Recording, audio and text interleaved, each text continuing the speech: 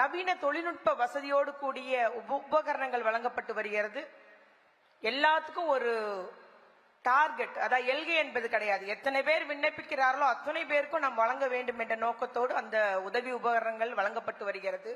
குறிப்பாக கூற வேண்டுமானால் அந்த ஸ்கூட்டர், 3 சக்கர ஸ்கூட்டரும் பேட்டரி வீல் சேரும் பார்த்தீங்கன்னா இப்பொழுது அதிக வரவேற்பு பெற்றுள்ளது. எல்லாரும் கேட்கிறாங்க. கடந்த ஆட்சி காலத்தில் 2016-27 8649 நபர்களுக்கு அந்த ஸ்கூட்டர் வழங்கப்பட்டது. ஆனால் இந்த 5 ஆண்டு காலத்தில் நம்முடைய முதலமைச்சர் அவர்கள் 34,034 நபர்களுக்கு அந்த ஸ்கூட்டர்கள் வழங்கியிருக்காங்க. கிட்டத்தட்ட 3 மடங்கு 4 மடங்குக்கு மேல அந்த ஸ்கூட்டர் வழங்கியிருக்கிறாங்க. அதுபோல பேட்டரி வீல் சேர் என்பது இங்கு புதியதாக கொண்டு வந்த திட்டம்.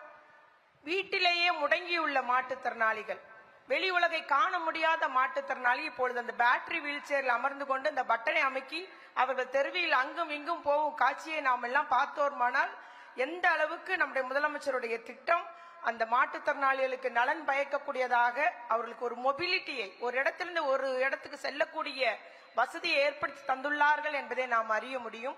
அதே போல அடுத்ததாக மாற்றுத்திறனாளிகளுக்கு உள்ளாட்சி அமைப்புகளிலே மன்ற உறுப்பினர்களாக செயல்படும் அந்த பணி நியமனத்திற்கான உத்தரவு நாங்கள் எல்லாம் எதிர்பார்க்கவே இல்லை. திடீரென்ற சட்டசபையிலே நம்முடைய முதலமைச்சர் அவர்கள் ஒரு நாள் அறிவித்தார்கள், மாற்றுத்திறனாளிகளும் நியமன பணி மூலம் அவர்கள் இனி கவுன்சிலராக செயல்படலாம் என்ற அறிவிப்பு அத்தனை எம்எல்ஏக்கள் முகத்திலும் ஒரு ஆச்சரியக்குறி, ஒரு வியப்பாட பார்த்தார்கள். இது முடியுமா? ஏனென்றால் மாற்றுத்திறனாளிகள் நாங்கள் கருணையை எதிர்பார்க்கவில்லை, எங்களுக்கு சம வாய்ப்பை கொடுங்கள் என்றுதான் அவர்களுடைய கொள்கையாக இருந்தது, கோரிக்கையாக இருந்தது. அதற்கு ஒரு வாய்ப்பு வழங்கும் வண்ணமாக நம்முடைய முதலமைச்சர் அவர்கள் அந்த மாற்றுத்திறனாளிகளுக்கு பணி நியமனம், கவுன்சிலராக, மாமன்ற உறுப்பினர்களாக என்ற அறிவிப்பின் மூலம் அவர்களுக்கு வாய்ப்பை வழங்கியுள்ளார்கள். ஆகவே எங்க போனாலும் எனக்கு சாய்வு தளம் வேணும், எனக்கு நடக்க முடியல, என்னுடைய வீல் சேர் போக முடியல என்று கோரிக்கை வைக்கக்கூடிய இடத்தில் இருந்த மாற்றுத்திறனாளிகள் இன்னைக்கு கோரிக்கையை செயல்படுத்தக்கூடிய இடத்திற்கு நம்முடைய முதலமைச்சர் அவர்கள் அவர்களை பணி நியமனம் செய்துள்ளார் என்று இன்னைக்கு எல்லாராலும் பாராட்டப்படுகிற ஒரு திட்டமாக, வரவேற்பு பெற்ற திட்டமாக அந்த திட்டம் திகழ்கிறது என்பதை கூறிக்கொள்ள விரும்புகிறேன். அடுத்ததாக நமக்கு திருநங்கைகளுடைய நலன், சமுதாயத்தில் புறக்கணிக்கப்பட்டவர்களாக, கேலிக்கு உரியவர்களாக ஒரு மறைவாழ்வு, அவர்கள் சமுதாயத்தில் நம்ம பொதுமக்களோடு ஒரு கலந்து வாழக்கூடிய வாழ்வு அல்ல, மறைவாழ்வு வாழ்ந்து வந்த அந்த திருநங்கைகளுக்கு இந்த திராவிட மாடல் ஆட்சியின் மூலம் அவர்களுக்கு திருநங்கைகள் நலவாரியம், அவர்களுக்கு குடியிருக்க நிலப்பட்டா, குடியிருக்க வீடுகள் கட்டி கொடுக்கிறது, ரேஷன் கார்டு கொடுக்கப்பட்டுள்ளது, வாக்காளர் அடையாள அட்டை கொடுக்கப்பட்டுள்ளது, அவர்கள் படிப்பதற்கு கல்வி கட்டணம் மற்றும் விடுதி கட்டணத்தை அரசே ஏற்றுக்கொண்டுள்ளது. அவர்களுடைய அந்த சர்டிபிகேட்ல உள்ள பிரச்சனை, பேர் உள்ளிட்ட பிரச்சனைகளுக்கும் கெசட் மூலம் அதுக்கு தீர்வு கண்டுள்ளது. இவ்வாறு அவர்களுக்கு தொழில் தொடங்க உதவி மானிய கடன் வழங்கி வருகிறது. அவர்கள் வீடுகளிலிருந்து அந்த அடலசன்ட் ஏஜ்ல பாலின மாறுபாடு வரும்போது தங்குவதற்கு அரண் திட்டம், எல்லாத்திற்கும் ஒரு முத்தாய்ப்பான திட்டமாக நம்முடைய முதலமைச்சர் அவர்களே திருநங்கையரே எதிர்பார்க்காத ஒரு அறிவிப்பை நம்முடைய முதலமைச்சர் சமீப காலமாக அறிவித்தார்கள். ஊர்காவல் படையில் திருநங்கையர் பணி நியமனம். இது அவர்கள் கண்ணியத்துடனும் ஒரு மரியாதையுடன் வாழக்கூடிய நிலைமையில நமக்கு இன்னைக்கு திருநங்கைகள் சென்னை, மதுரை, கோவை, திருச்சி போன்ற மாநகரங்களில் ஊர்காவல் படையில் இன்னைக்கு அவர்கள் பணியமர்த்தப்பட்டுள்ளார்கள்.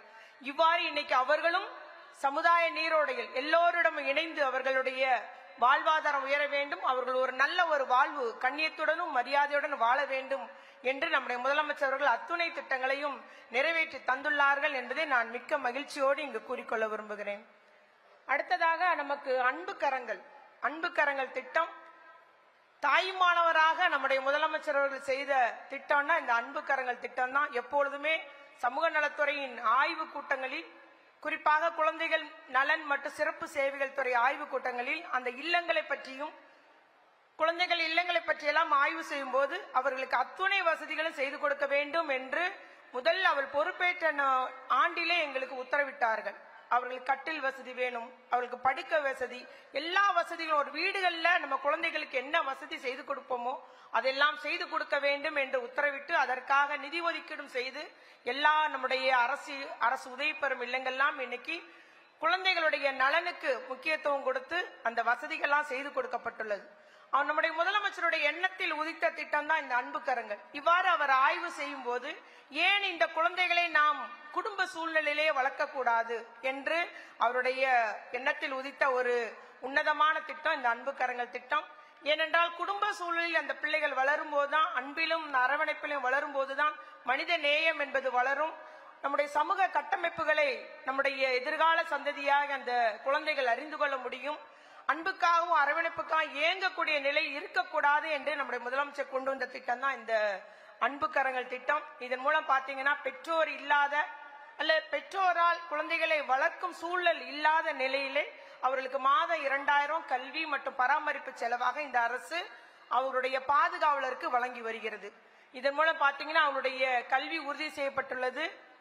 அது மட்டுமல்லாமல் அந்த குழந்தைக்கு இந்த 2000 என்பது வெறும் காசு அல்ல, வெறும் பணம் அல்ல.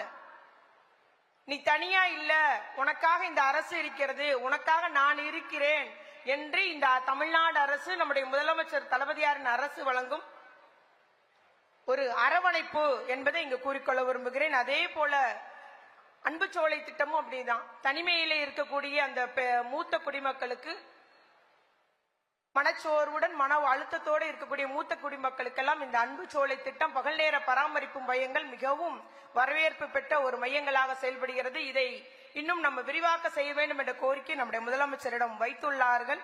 அதே போல இரவு காப்பகங்களும் எப்போது சாலையோரம் வந்த குடிமக்கள் எல்லாம் மக்கள் எல்லாம் சென்னையிலே சாலையோரம் இருந்த மக்களுக்கெல்லாம் இன்று பாதுகாப்பாக அவர்களுக்கு தங்கு இடம் உருவாக்கிய இந்த இரவு காப்பிடங்கள் சென்னையில் அமைக்க உள்ளது.